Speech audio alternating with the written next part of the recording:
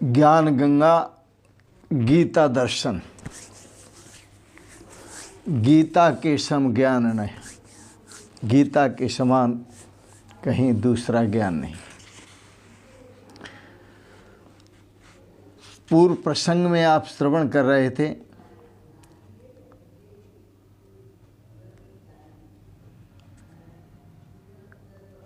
क्षेत्र, ज्ञान और क्षेत्रज्ञ के स्वरूप का वर्णन। भगवान श्री कृष्ण ने कहा क्षेत्र का स्वरूप विकार सहित और ज्ञान के साधन तथा ज्ञेय तत्व को मैंने संक्षेप से कहा। अर्जुन, तुमने सुना जो क्षेत्र के स्वरूप को विकार सहित जान लेता है, ज्ञान के साधनों में जो प्रवीण होता है तथा क्षेत्रज्ञ के स्वरूप को जो जान लेता है, मद भावायोपपद्यते, वो मेरे स्वरूप को प्राप्त होता है।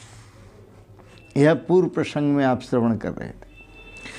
आज के प्रसंग में गीता दर्शन अध्याय 13 श्लोक 19 पर विचार श्रवण करें, भाव श्रवण करें। भगवान श्री कृष्ण इस 19वें श्लोक में कहते हैं, प्रकृति पुरुष की अनादिता। प्रकृति और पुरुष दोनों ही अनादि हैं। जैसे आप और आपका स्वभाव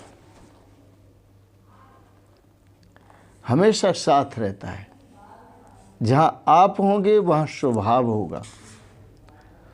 तो प्रकृति स्वभाव की तरह है।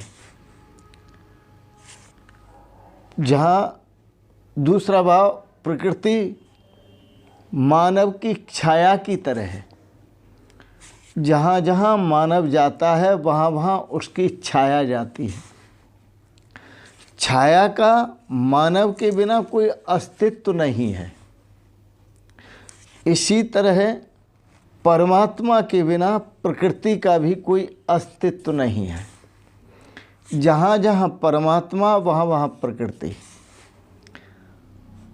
तो इसी भाव को भगवान व्यक्त करते हैं। प्रकृति पुरुष की अनादिता, ये दोनों ही अनादि हैं।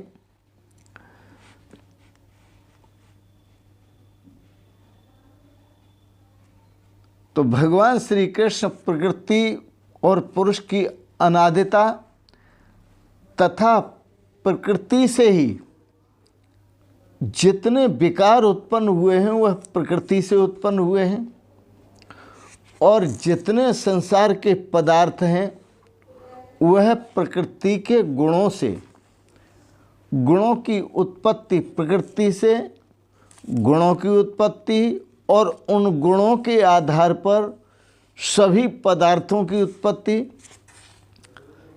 रजोगुणात्मक, सतोगुणात्मक और तमोगुणात्मक जितने भी पदार्थ हैं सब ये प्रकृति संभवा, ये प्रकृति से ही उत्पन्न है। सुनो, प्रकृतिम पुरुषम चैव विद्यनादि उभावपि विकाराश्च गुणाश्चैव विद्धि प्रकृति संभवान। भगवान श्री कृष्ण कहते हैं, अर्जुन, प्रकृतिम च पुरुषम, प्रकृति और पुरुष उभौ दोनों ही अनादि हैं। इनका कोई आदि नहीं, कोई अंत नहीं, दोनों ही अनादि हैं। इनको तुम अनादि जान। विकारांश्च गुणाश्च, राग द्वेष आदि विकार, राग द्वेष आदि विकारों को तथा त्रिगुण आत्मक संपूर्ण पदार्थों को, राग द्वेष आदि विकारों को तथा त्रिगुणात्मक संपूर्ण पदार्थों को प्रकृति संभवान एव विद्धि, तू प्रकृति से ही उत्पन्न हुए जान। ये सभी प्रकृति से उत्पन्न हुए हैं। तो भगवान श्री कृष्ण अपने मुखारविंद से कितना सुंदर बता रहे हैं।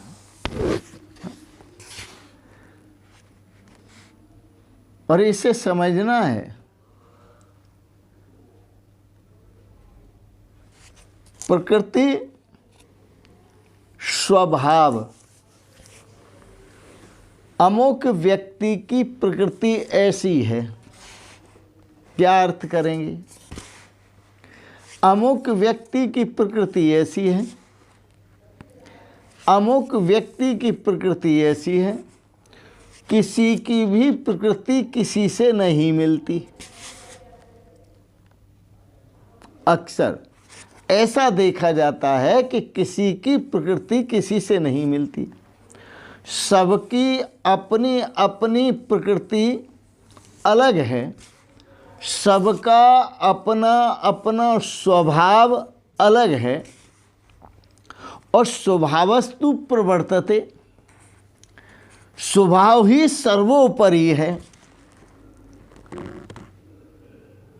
अर्जुन का स्वभाव अलग है, जो आध्यात्मिक पथ को दर्शाता है।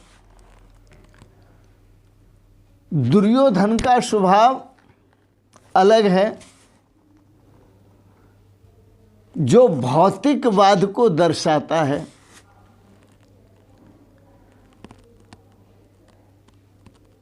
अर्जुन आध्यात्मवादी है, तो दुर्योधन भौतिकवादी है।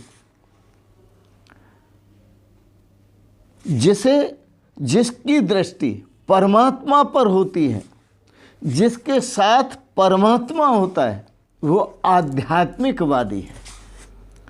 क्योंकि आध्यात्मिक तत्व के साथ ही तो परमात्मा है, भौतिकवाद के साथ परमात्मा नहीं। तो दुर्योधन का जो पक्ष है, कौरवों का पक्ष, यद्यपि उन सब में परमात्मा विद्यमान है, लेकिन फिर भी प्रकृति के विकार जितने हैं वो सब उनके पास पहुँचे हैं। और प्रकृति के सुंदर गुण जो हैं वो जितने हैं वो सब अर्जुन के पास हैं।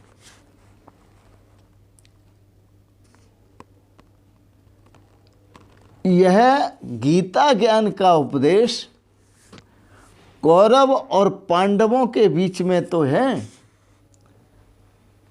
उसी महाभारत से निकला हुआ है।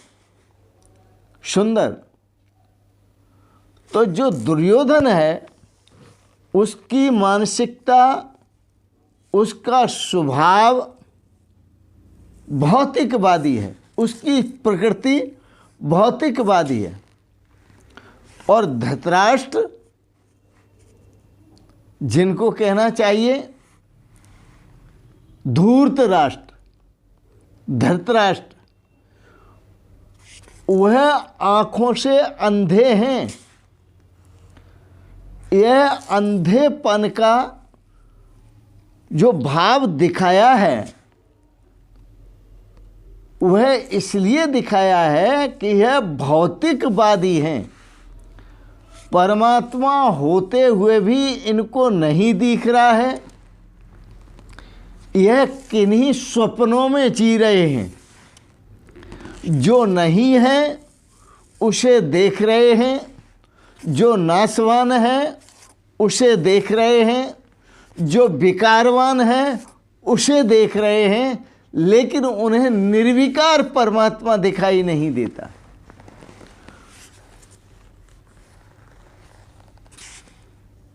तो भगवान श्री कृष्ण कहते हैं पुरुष और प्रकृति ये दोनों ही अनादि हैं।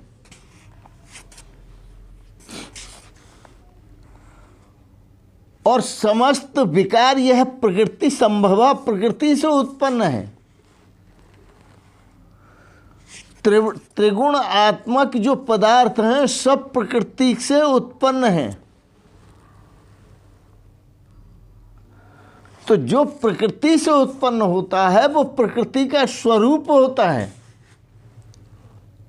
और जो परमात्मा से उत्पन्न है वह परमात्मा का स्वरूप है। तो प्रकृति पुरुषम चैव, प्रकृति चंचल है, प्रकृति नाशवान है। यद्यपि अनादि कहा है, लेकिन जो तुम्हारी प्रकृति है, जब तक तुम हो तब तक प्रकृति है, तुम न रहोगे तो प्रकृति भी नहीं रहेगी। और फिर तुम्हारी जो प्रकृति है वो परिवर्तनशील है, वह बदलती रहती है, उसमें परिवर्तन होता रहता है। कभी राग आ जाता है, कभी द्वेष आ जाता है, कभी कभी लाभ है और कभी हानि है, कभी यश का भाव है, कभी अपयश का भाव है,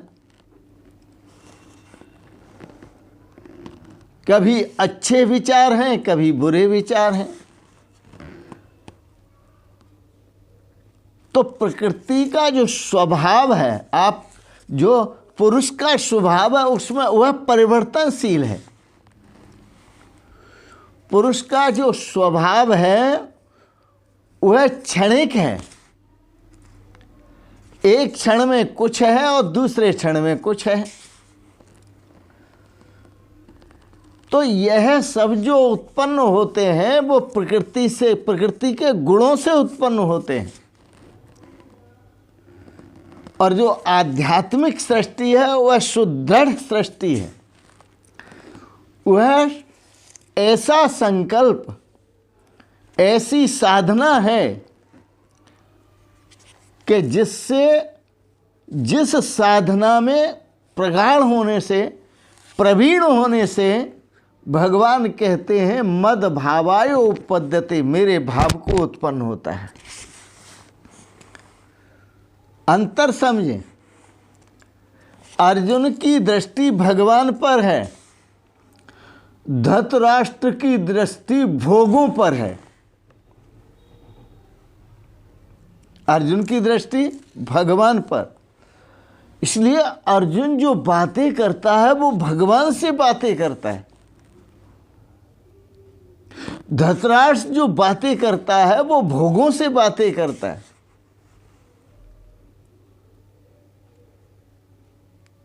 धृतराष्ट्र सोचता है कि हस्तिनापुर का राज्य, साम्राज्य, और यह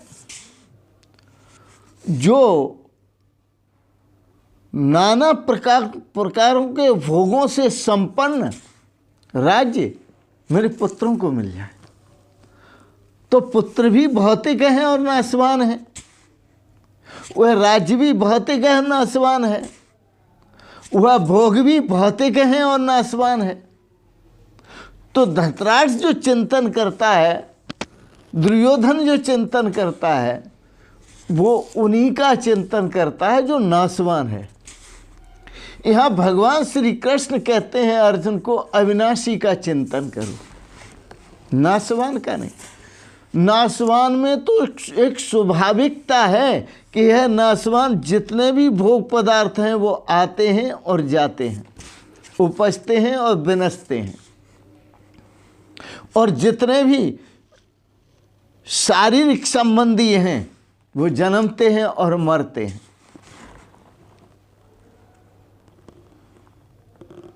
बुद्ध भगवान की सोच पर पहुंचो। अब हमने उसकी खोज करनी है जो न कभी जन्मता है न कभी मरता है। अब हमने उसकी खोज करनी है जो सदा अपरिवर्तनीय है, जिसमें कभी परिवर्तन नहीं होता। अब हमने उसकी खोज करनी है जो लाभ और हानि से रहित है। अब हमने उसकी खोज करनी है जो यश और अपयश से रहित है। अब हमने उसकी खोज करनी है जो मान और अपमान से रहित है। मद भावायो उपपद्यते, जो उसकी खोज में लग जाते हैं और जो क्षेत्र के स्वरूप को विकारों के सहित जान लेते हैं, ज्ञान के साधनों में जो प्रवीण होते हैं, चतुर होते हैं ज्ञान के साधन करने में, और ज्ञेय तत्व को जानने में जो प्रवीण होते हैं, सूक्ष्म दृष्टि रखते हैं, भगवान कहते हैं मद भावाय उपपद्यते, वो मेरे भाव को प्राप्त होते हैं। तो भगवान श्री कृष्ण ने कहा प्रकृतिम पुरुषम चैव विद्यनादि उभावपि, पहले क्षेत्र और क्षेत्रज्ञ। इस अध्याय के प्रारंभ में क्षेत्र और क्षेत्रज्ञ कहा। द्वितीय अध्याय के प्रारंभ में भगवान ने आत्मा और शरीर का संबंध बताया। शरीर और आत्मा, शरीर विनाशी है, आत्मा अविनाशी है। 13वें अध्याय में, गीता के द्वितीय अध्याय में भगवान श्री कृष्ण ने ये कहकर कि नैनम छिंदन्ति शस्त्राणि नैनम दहत पावक न चैनम क्लेद्यन्ति आपो न शुष्यति मारुतम। यह आत्मा अजर है, अमर है, अछेद्य, अवेद्य, अक्लेद्य, अशोष्य, अदायी है। ये कहकर आत्मा का और शरीर का, ये शरीर विनाशी है।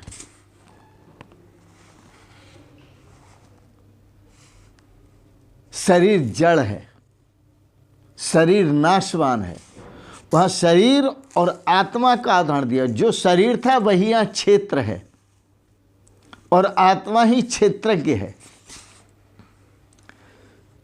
अब तीसरे शब्द बदले तो भगवान कहते हैं ये प्रकृति, शरीर, क्षेत्र और प्रकृति एक ही तत्व के नाम है और आत्मा, क्षेत्रज्ञ और पुरुष भी एक तत्व के नाम है। जो शरीर है वह नाशवान है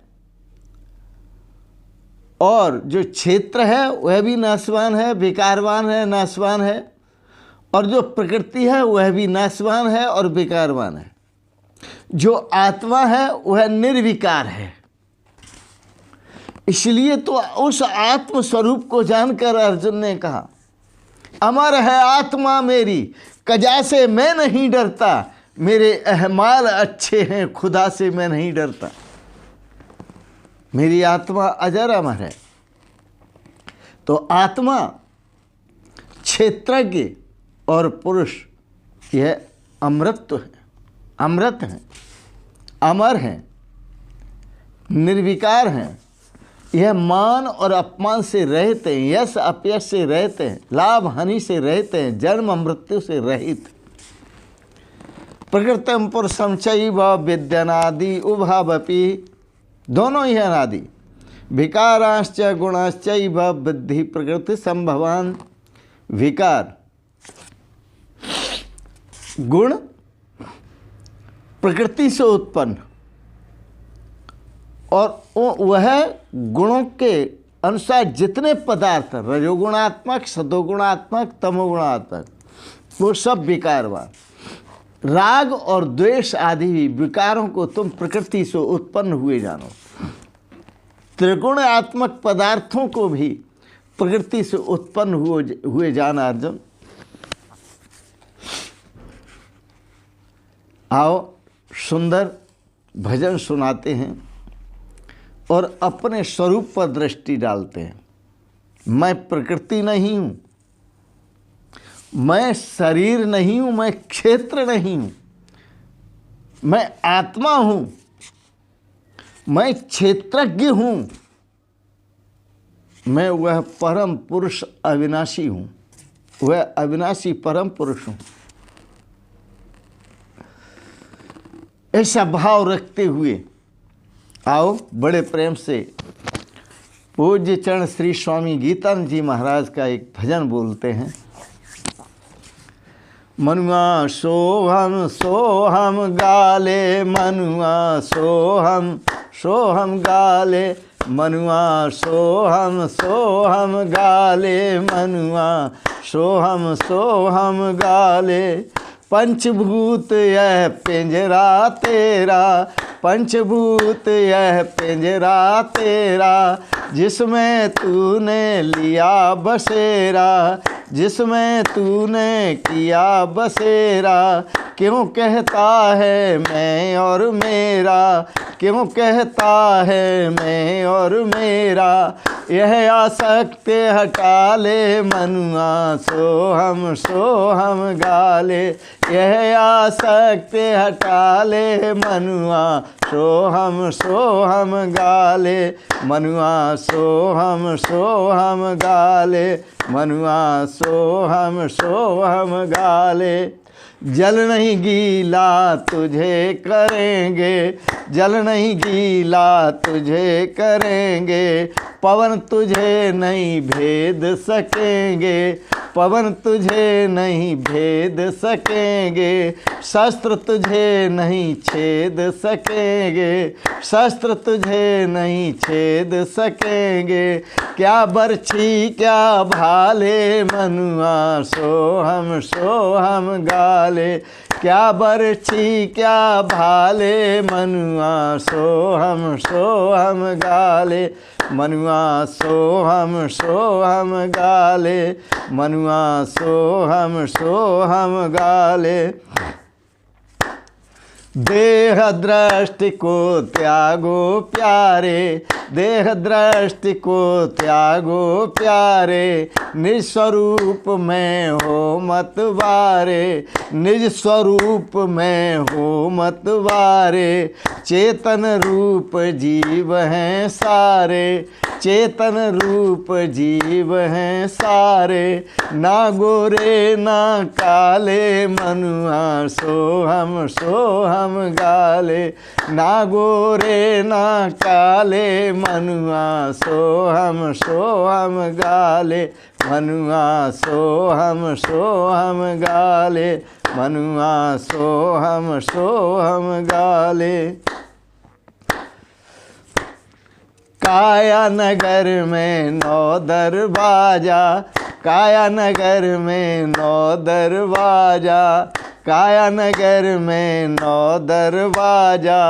इसमें है चेतन सिंह राजा, इसमें है, ये काया जो है एक नगर है, इसके 9 द्वार हैं खुले हुए, 9 दरवाजे खुले हैं। जैसे मुख है, कान है, नाक है, आँख है, गुदा है, उपस्थ है, 9 दरवाजे खुले हुए हैं इसके। काया नगर में 9 दरवाजा, जिसमें है चेतन सिंह राजा। इसमें परमात्मा रूपी चेतन तत्व विराजमान, जिसमें है चेतन सिंह राजा। है हृदय सर्वस्व विष्ठितम, सबके हृदय में विराजमान परमात्मा है। काया नगर में 9 दरवाजा, जिसमें है चेतन सिंह राजा। तह पर बाजे अनहद बाजा, तह पर बाजे अनहद बाजा। ज्ञान का दीप जला ले, मनुआ सोहम गाले। ज्ञान का दीप जला ले, मनुआ सोहम गाले, मनुआ सोहम गाले, मनुआ सोहम गाले। नित प्रति जो सत्संग में आवे, नित प्रति जो सत्संग में जावे, नित प्रति जो सत्संग में जावे, सो सुख शांति मोक्ष पद पावे। नित प्रति जो सत्संग में जावे, सो सुख शांति मोक्ष पद पावे। गीतानंद आनंद मनावे, भक्तानंद आनंद मनावे। गीतानंद आनंद मनावे, बिन कंठी बिन माले मनुआ सोहम गाले। बिन कंठी बिन माले मनुआ सोहम गाले।